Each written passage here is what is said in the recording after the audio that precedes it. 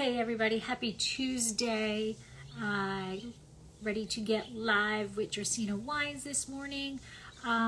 Today we are going to be talking about BRIX. And basically what is it?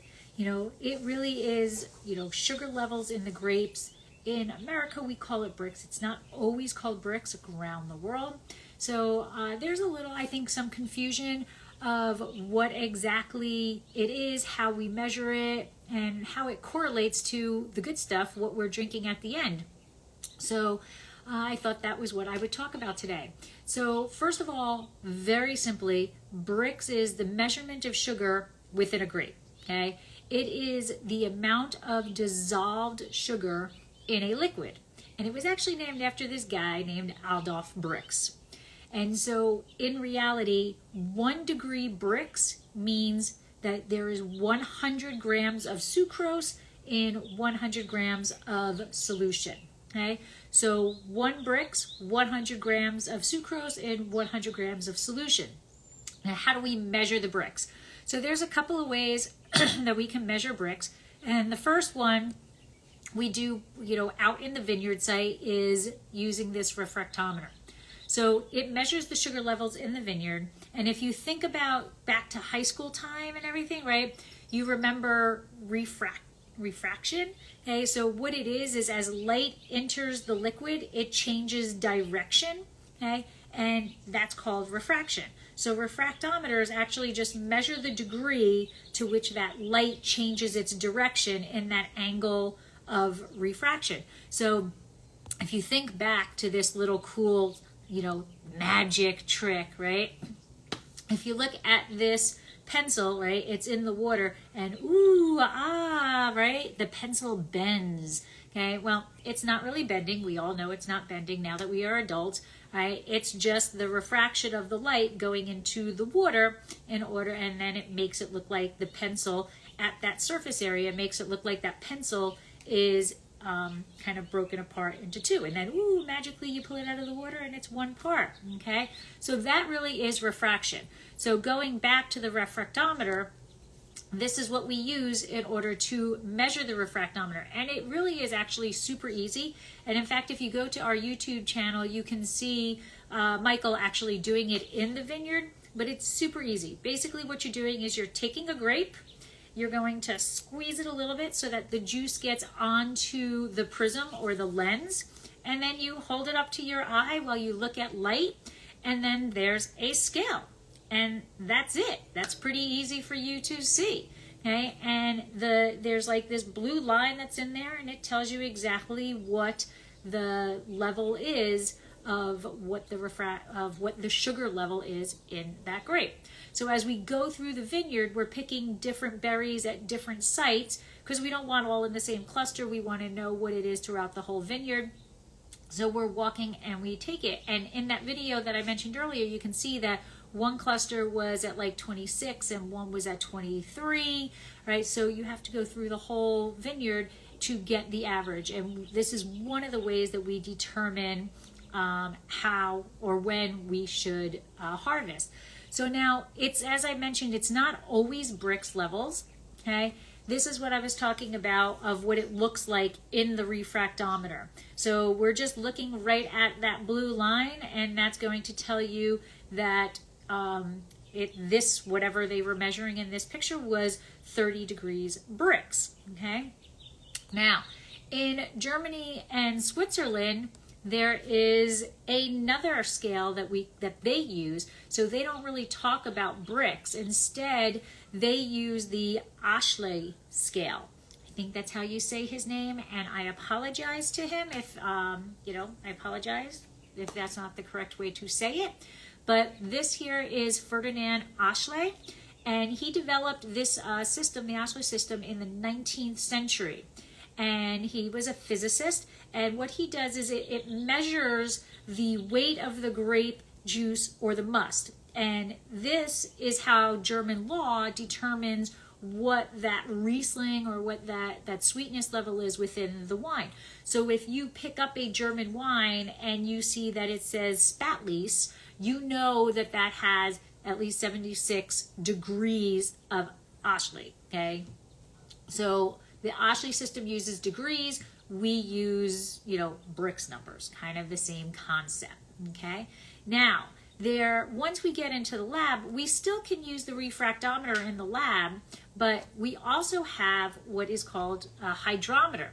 So if, again, you think back to your high school days and you remember the Archimedes principle, okay, or you think of like when you sit down in a bathtub, right, the water is displaced. That's because of your weight, right? So that's the Archimedes principle.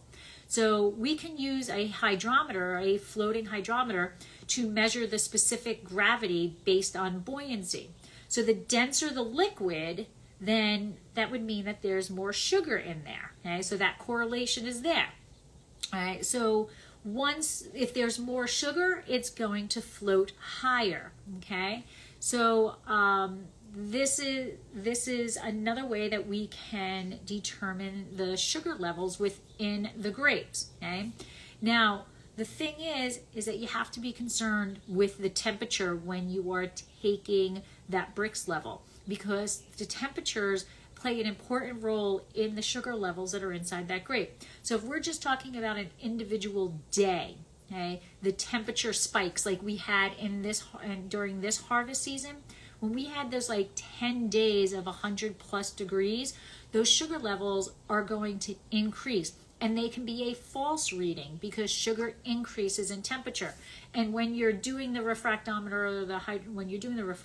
mostly there's like this calculation guide that you can alter what the answer is depending on what the temperature is. So as the temperature increases, the sugar is going to go up. So you have to kind of back calculate it, okay? But that's just individual. So when you're harvesting, you might, or when you're considering harvesting, if that sugar level is really high, and it's really hot outside, you might want to hold back on your harvest, because although the sugars are there, the phenolics may not be, the flavors may not be. And when you're harvesting, you want that balance to be there. You want the sugar level, that ripeness, and the sugar level to be there, and you want the phenolics to be there.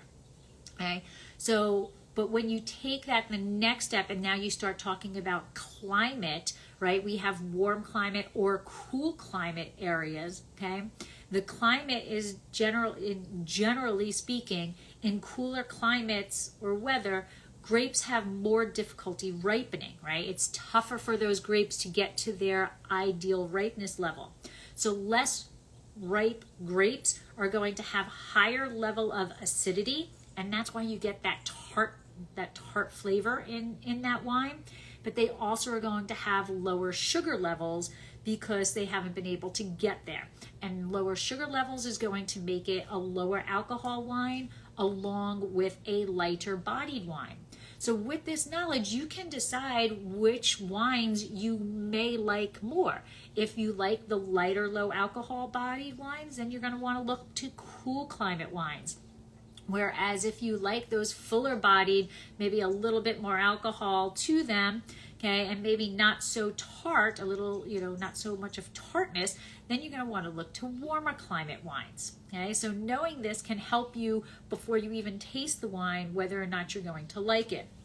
So now the cool thing is that we can also use BRIX to determine what the potential alcohol is going to be.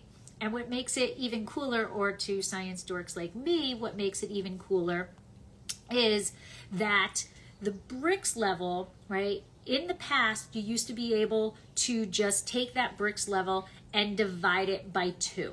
And then that would give you the general alcohol that that wine was going to be at. Okay, so if you had, let's say, 22 BRIX, right, you could say, all right, my end product is going to be 11% alcohol, because that's the way the yeast can eat all of that sugar in there and going through alcoholic fermentation. They were about 50% productive. However, just like everything in life, right, the more you do it, the better you get at it. Over the years, the yeast have actually become much more proficient at breaking down those sugars and going through alcoholic fermentation. They're making more alcohol with that same percent of sugar. So today, instead of being 0.5, you're looking at like 0.59. So instead of in the past 22 BRIX equaling 11% alcohol, now that same 22 BRIX is giving us 12.9% alcohol, because those little yeasties are just totally much more proficient at breaking down the sugar. So this is basically BRIX. This is how winemakers use it in the vineyard. And this is how we go about it. Okay, so BRIX level is sugar in the grape. We can measure it by using a fractometer or a hydrometer. And the little yeasties eat that sugar, give us the alcohol, and now they're much more proficient. So we are getting higher alcohol wines just by using the yeast. Okay. Hope this breaks it down a little for you. If there is anything in the future you would like me to talk about, some behind the scenes stuff, just leave a comment, let me know. Have a great Tuesday. Slancha.